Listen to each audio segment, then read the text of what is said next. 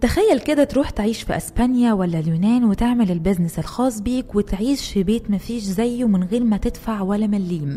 لا وايه ده، انت كمان هتاخد مبالغ محترمة لو فكرت تعيش هناك. ايه الحكاية ومين الدول اللي هتديلك فلوس لو رحت تعيش هناك؟ كل دي تفاصيل هتعرفها معانا، بس تابعنا. انت عارف ان في بلاد مستعدة تدفع لك فلوس وتديلك مزايا رهيبة بس علشان تسيب بلدك وتروح تعيش عندهم؟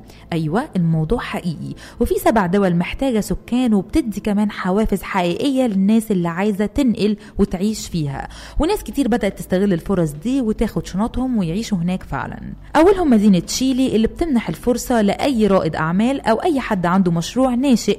وهنا بقى تشيلي هتقولك اتفضل تعالى عندنا، ومن خلال برنامج بتقدمه اسمه ستارت اب تشيلي، وده بقى فيه 3 مراحل: بناء، إشعال، ونمو. ولو اتقبلت عندهم هتاخد حوالي 14,000 دولار وإقامة لمدة سنة كاملة، وممكن تشتغل فيه، وكمان هتلاقي مستثمرين وموجهين يساعدوك تطور شغلك. تاني بلد معانا وهي اسبانيا، ودي فيها مدن صغيرة هناك بتعاني من قلة السكان، ومنهم قرية اسمها بونجا في الشمال اللي بتقول للأزواج الشباب خدوا 3600 دولار عشان تيجي تعيشوا هنا، وكمان 3600 دولار تانيين على كل طفل هيتولد في القرية. يعني مش بس هتعيش في مكان هادي وجميل، كمان هيبقى فيه دخل إضافي. طبعا ده عرض مغري لأي شاب في بداية حياته. ده حتى إيطاليا الوضع عندهم شبه اسبانيا بس اكتر دراما.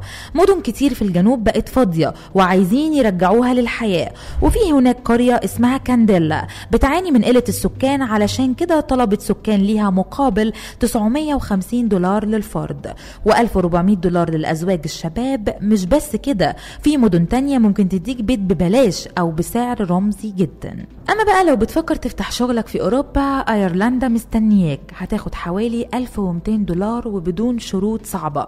اهم حاجة شركتك تكون فيها فكرة واعدة، وكمان هتدخل سوق الاتحاد الاوروبي وده سوق ضخم جدا. وعندك كمان جزيرة سارك، ودي جزيرة مشهورة جدا بالصمت والهدوء والهواء النظيف. الجزيرة دي مش هتاخد منها فلوس مباشرة، لكن هتديك الاهم من الفلوس، وهي امتيازات ملهاش اول من اخر. يعني مفيش ضريبة هتدفعها، ولا ضريبة دخل، ولا ضريبة ارباح رأس مال، ولا ضريبة ميراث، ولا حتى ضريبة مبيعات. والاغرب في الجزيرة دي انك مش هتلاقي عربية هناك، يا هتمشي برجلك او تركب حصان. حياة شبه خيالية وبسيطة جدا، يعني لو بتحب الحياة الهادية وتبعد عن الزحمة دي هتبقى جنتك. وعندك نيوزيلندا، ودي كمان بتكون محتاجة ناس هناك. هتلاقي اكتر من 1500 وظيفة شاغرة، خصوصا ان سكانها اقل من 800 شخص.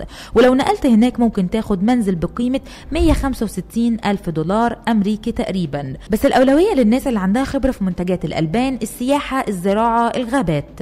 كمان اليونان عندها مشكلة نقص سكان خصوصا في الجزر البعيدة، عشان كده بتقدم للي هيعيش هناك 590 دولار شهريا لمدة 3 سنين، يعني حوالي 21 ألف دولار هتاخدهم في المدة دي. لكن في شرط بسيط، لازم تكون أسرة وتقدم على البرنامج عشان تنقل وتعيش هناك. يعني لو انت نفسك تبدأ حياة جديدة او تبدأ شغل في بيئة مختلفة، او حتى تربي عيلتك في مكان هادي وآمن، دي فرص حقيقية. تفتكروا ايه اكتر دولة فيهم حبيتوا الفكرة بتاعتها؟ شاركونا بتعليقاتكم.